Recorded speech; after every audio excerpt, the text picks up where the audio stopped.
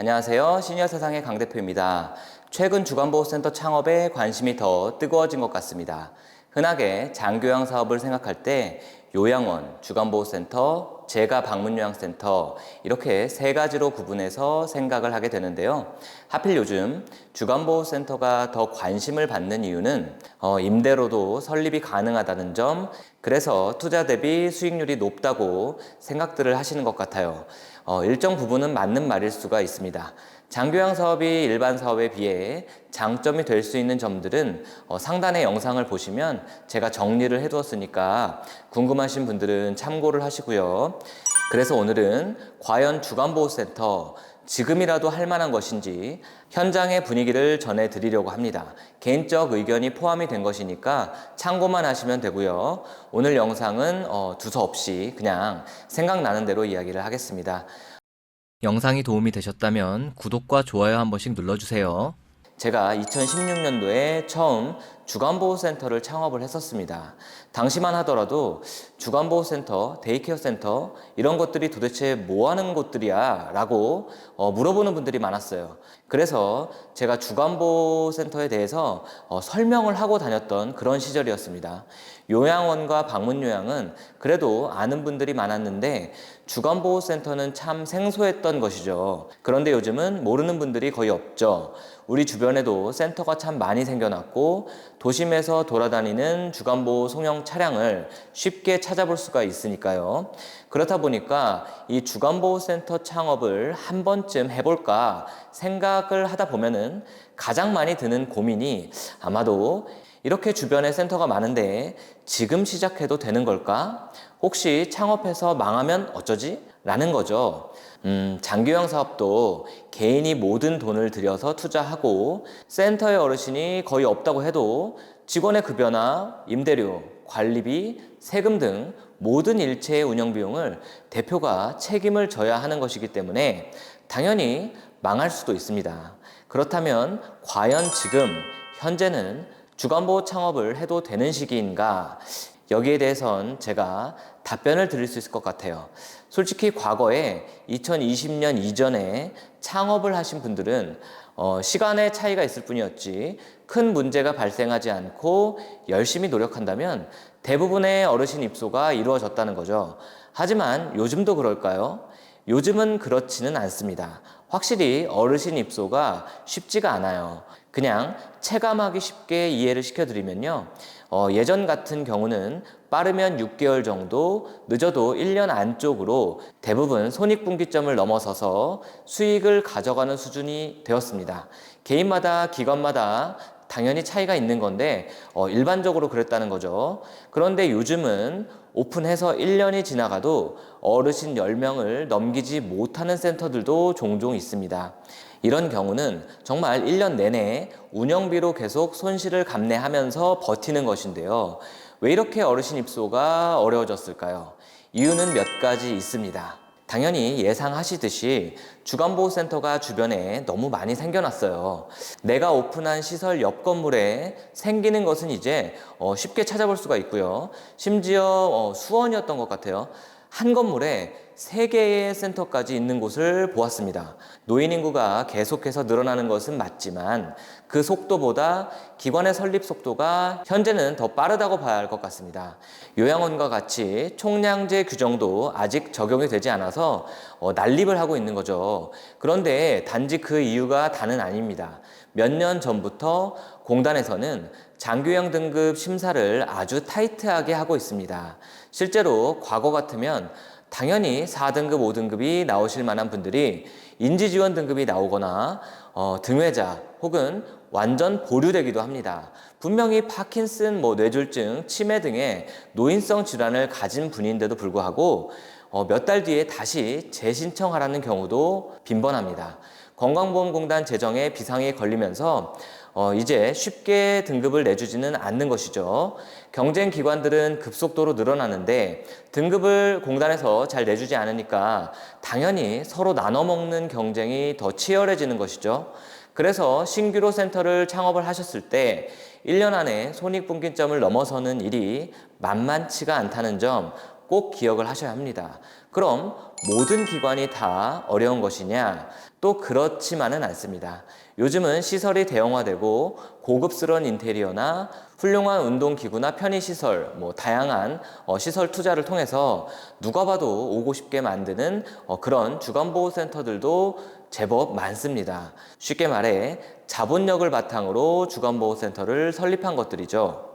무조건 이런 시설들이 다 잘 된다는 것은 아니지만 확실히 요즘은 크고 고급스러운 환경의 주간보호센터로 어르신들도 더 몰리는 현상이 있습니다. 즉 쉽게 예를 들어드리면 일반적으로 센터 설립 시에 3억 정도 든다고 가정을 하겠습니다.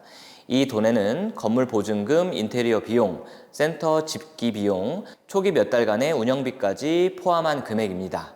보통 저 정도 금액이면 작게는 30인 초반에서 40인 정도 시설까지도 마련할 수가 있습니다. 하지만 고급스러운 인테리어나 고가의 편의시설이나 운동기구 등은 설치할 수가 없겠죠. 그냥 보통의 인테리어와 간단한 운동 및 편의시설 정도 설치할 수 있는 거죠. 절대 부족한 센터라는 말은 아닙니다. 그냥 깔끔한 정도의 일반 센터를 말하는 것이죠.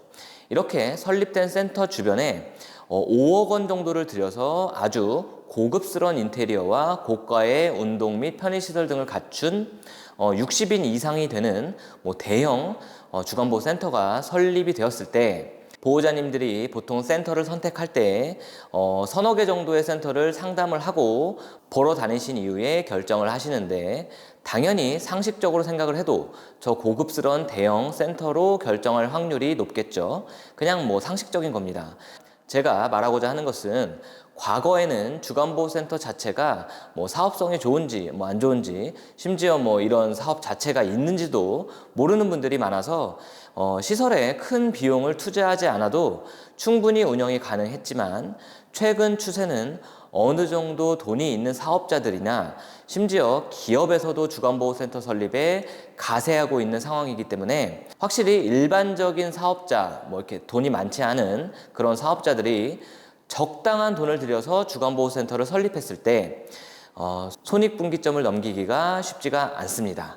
결론적으로 지금 현재 이 주간보호센터 창업을 해도 되는 시기냐 라고 물어보시면 제 대답은 지금은 진입을 해도 되는 시기는 맞습니다.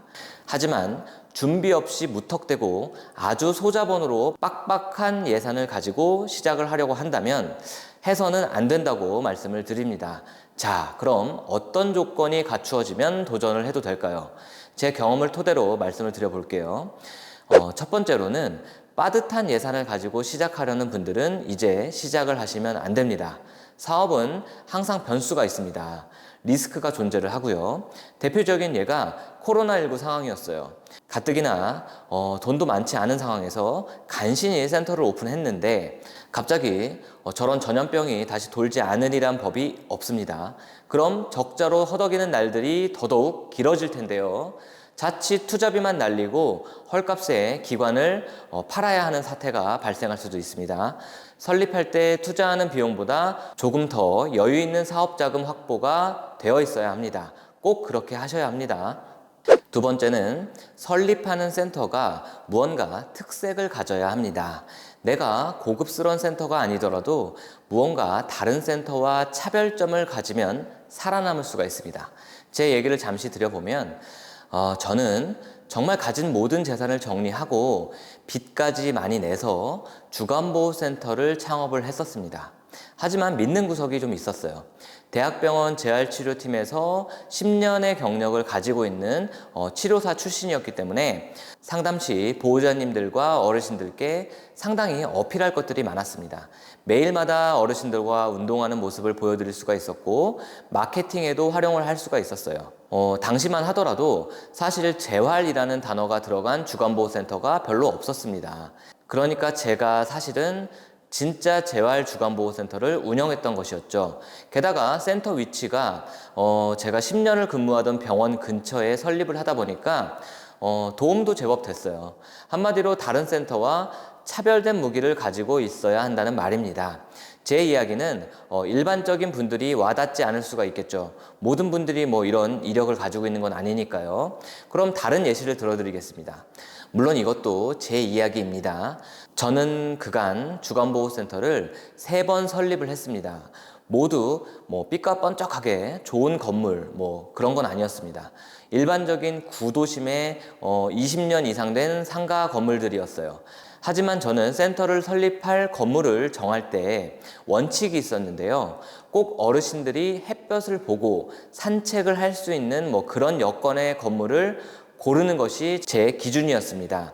그래서 실제로 첫 번째 센터의 경우는 많이 낡은 건물이었는데 그래도 옥상에 텃밭을 가꿀 수 있는 곳으로 정했고요. 두 번째, 세 번째 센터는 모두 근린 공원이 센터 건물과 완전히 붙어 있는 곳으로 정했습니다. 덕분에 센터 건물을 알아보러 다니면서 1년 이상의 긴 시간을 허비하기도 했습니다. 그만큼 쉽게 찾을 수가 없었죠. 하지만 제가 운영을 하던 그리고 현재 운영하는 시설들은 어르신들이 거의 매일 식사 후 1시간 정도 산책을 나가십니다. 실제로 이렇게 할 수 있는 센터가 그리 많지가 않아요. 그래서 어르신들과 보호자님들의 만족도는 크게 올라가고 이 점이 아주 큰 경쟁력이 된다는 것이죠. 여러분들도 상황에 맞게 꼭 다른 센터와 어떤 차별성을 가질 수가 있는지 고민을 하시고 나서 결정이 되면 시작을 하셔야 합니다. 제 이야기로 예시를 드렸는데요. 좀 와닿으실지 모르겠어요. 무작정 주간보호가 돈이 된다라는 말만 듣고 준비 없이 시작했다가 정말 망할 수 있습니다. 한두 푼의 소액을 투자하는 것도 아니니까 꼭 명심을 하셔야 합니다. 마지막은 어르신들과 친해지셔야 합니다. 제가 이야기하는 바는 어디까지나 기관을 창업하고 나서 이 경쟁이 치열한 환경에서 살아남기 위한 조건들을 말씀드리고 있는 건데요. 마지막이 바로 어르신들과 친해지다니 이게 과연 무슨 의미일까요? 이 사업은 단순히 재화를 팔거나 어떤 단순한 서비스를 딱 제공을 하고 돈을 받는 그런 사업이 아닙니다. 사람과 사람이 눈에 보이지 않는 유대 관계를 가지게 되고 그 안에서 마음에서 우러나서 다른 사람에게 이 센터를 소개시켜주는 일이 빈번하게 일어나는 그런 사업입니다. 대표자 본인이 아무리 숫기가 없고 재미가 없는 사람이라고 하더라도 어르신들을 진심으로 모시고 아껴주고 말벗이 되어주고 한다면은 그 마음은 어르신들께 100% 통합니다. 대신 꼭 표현을 하셔야 합니다. 어르신들께 표현하지 않으면 그건 소용이 없어요. 바로 이 점이 제가 사업을 오래 하면서 느낀 점인데요. 어르신들은 생각보다 의리가 많아요. 아무리 주변에 새롭고 고급진 다른 센터들이 들어와도 실제로 이동하거나 하는 일이 거의 없습니다. 크게 문제가 일어나지 않는 한 한 번 뿌리를 내린 센터에서 끝까지 지내시려고 합니다. 특히 시설의 대표자라면 해야 할 일 중에 가장 중요한 것이 어르신들과 기분 좋은 스킨십을 하고 어르신 한 분 한 분 알아봐주고 인사도 드리고 불편한 점이 없는지 매일마다 물어보셔야 합니다. 바로 이런 일들이 어르신과의 끈끈한 유대 관계를 유지시켜 주는 것입니다. 생각보다 이런 기본적인 부분을 놓치는 사업자분들이 많은데요. 어르신들은 바로 이런 점에서 센터에 마음을 주고 정착을 하게 되는 겁니다. 꼭 명심을 하시기 바랍니다. 오늘은 두서없이 주간보호센터 창업 과연 지금도 늦지 않았나? 라는 주제에 대해서 이야기해 보았습니다. 현 상황은 잘 되는 곳은 계속 잘 되고 있고요. 수급자가 모이지 않아서 적자의 어려움을 겪는 곳들은 쉽게 해결되지 못한 채 계속 어려움이 진행되는 상황입니다. 다음에 시간이 된다면은 제가 상담을 했던 사례가 있는데요. 한번 말씀드려보는 시간을 갖겠습니다. 실제 젊은 대표님이셨는데 1년이 다 되어 가는데 수급자를 10명도 채 모으지 못해서 본인이 투자한 금액의 절반도 건지지 못하고 시설을 넘기는 상황까지 이른 분이었어요. 오늘 영상이 도움이 되신다면 다음엔 그 사례를 자세히 이야기해 보겠습니다. 오늘도 시청해 주셔서 감사합니다.